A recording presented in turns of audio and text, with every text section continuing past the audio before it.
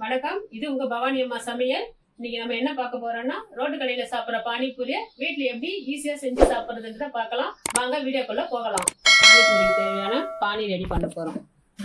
ஒரு பிடி புதினா, ஒரு பிடி கொத்தமல்லி, 2 டேபிள் ஸ்பூன் பொடிச்ச வெல்லம், புளி ஒரு கோலி உருண்டை சைஸு, கொஞ்சம் ஊற வச்சுக்கணுமா மசியத்துக்கு நல்லா இருக்கும். ஒரு 4 பச்சை மிளகா, ஒரு துண்டு இஞ்சி, லாஸ்ட்டாக உப்பு ஒரு ஸ்பூன் கொஞ்சம் போட்டுக்கலாம் தேவையான அளவு.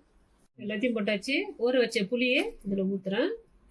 கொஞ்சம் சால்ட் ஆட் பண்ணி உப்பு ஆட் பண்ணி கொஞ்சம் தண்ணி ஊற்றிக்கிறோம். இதில் ஊற்றிட்டு மைய அரைச்சிக்கலாம். மைய அரைச்சாச்சு. இதை நம்ம வடிகட்டிக்கணும். வடிகட்டின்னு தேவையான அளவு தண்ணி கொஞ்சம் ஊற்றிக்கலாம். நம்ம இதை வடிகட்டிக்கணும். அரைச்சி வச்சுட்டு இப்போ இன்னும் கொஞ்சம் தண்ணி வேணுன்னா கூட ஊற்றிக்கலாம். அரைச்சி வச்சுத வடிகட்டிட்டோம். உப்பு சரியா இருந்தா பார்க்கணும்.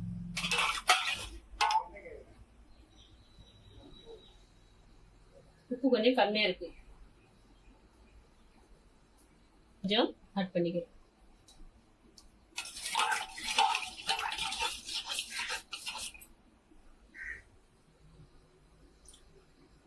கரெக்டா இருக்கு.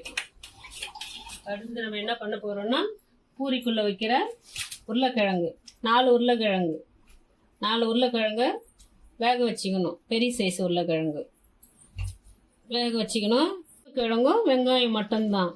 உங்களுக்கு வேணும்னா பச்சை பட்டாணி ஊற வச்சு போடலாம். சென்னா, கருப்பு மூக்கல்ல, இதில் எது வேணாலும். அப்புறம் நம்ம முன்னாடியே செய்து பானிபூரி செய்ய போகிறோம்னா அது நம்ம ஒரு 4 ஹவருக்கு முன்னாடியே ஊற வச்சுக்கலாம். இது நம்ம உடனடியே செய்ய போகிறோன்றதுனால ரோட்டுக்கல்ல கொடுக்குற மாதிரி உருளைக்கிழங்கும் வெங்காயம் மட்டும் நம்ம இப்போ இதில் ஆட் பண்ணி செய்ய போகிறோம்.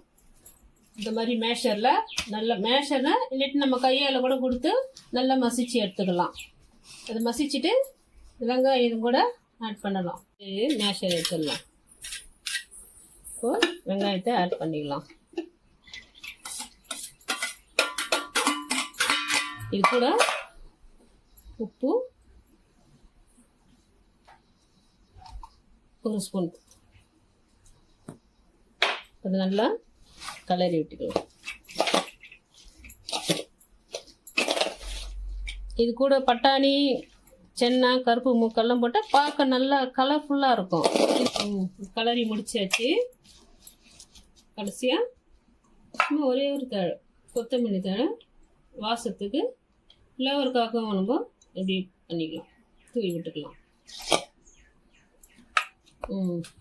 இப்போ நம்ம பூரி செய்ய போகிறோம். அடுத்து அடுப்பை ஆன் பண்ணலாம். எண்ணெய் காஞ்சிடுச்சு. மீடியம் ஃப்ளேவில் வச்சு பொரிச்சு எடுத்துக்கலாம் பூரியை. ஸ்டவ்வை மீடியம் ஃப்ளேவில் வைக்கிறேன். இப்போ பூரியை போட்டு எடுக்கலாம்.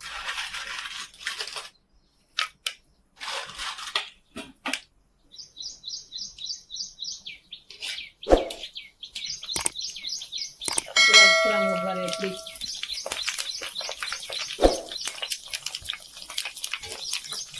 தீ அதிகமாக வச்சோம்னா தீஞ்சு போயிடும். அது மீடியம் ஃப்ளேவில் வச்சு பொரிச்சு வைக்கணும். இது எடுக்க சொல்ல ரொம்ப ஸ்லோ பண்ணிக்கலாம். இப்படி பால் மாதிரி இருக்காங்க. இது பார்த்தீங்களா, கடையில் பார்க்குற மாதிரி எப்படி பால் எப்படி இருக்கு பாருங்க பூரி.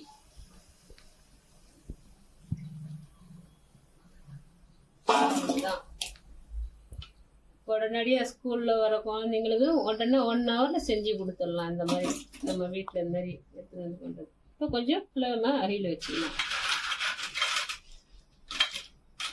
இன்னும் கொஞ்சம் போட்டு எடுத்துக்கலாம். தீயை கம்மி பண்ணிக்கணும்.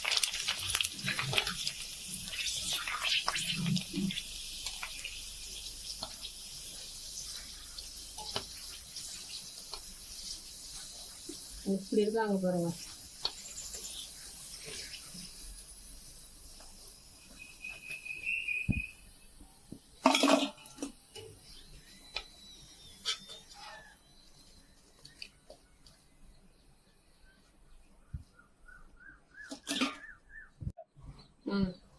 பொரிச்சு எடுத்துட்டோங்க. ஸ்டவ் ஆஃப் பண்ணியாச்சு. பாருங்க எவ்வளவு வந்துருக்குது பாருங்க.